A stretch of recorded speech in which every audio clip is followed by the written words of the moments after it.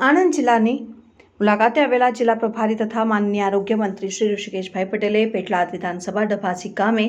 તાલુકા સંગઠનના પદાધિકારીઓ ચૂંટાયેલા પ્રતિનિધિઓ સાથે બેઠક યોજી। બેઠકમાં સાંસદ શ્રી મિતેશભાઈ પટેલ, જિલ્લા પ્રમુખ શ્રી રાજેશભાઈ પટેલ, ધારાસભ્ય શ્રી કમલેશભાઈ પટેલ, જિલ્લા પંચાયત સદસ્ય શ્રી જસવંતસિંહ ચૌહાણ, શ્રી સાજીદભાઈ રાણા, શ્રી પ્રદીપભાઈ પટેલ, જિલ્લા ઉપપ્રમુખ શ્રી હેમંતભાઈ પટેલ, જિલ્લા મંત્રી સરોજબેન બ્રહ્મભટ્ટ, શહેર પ્રભારી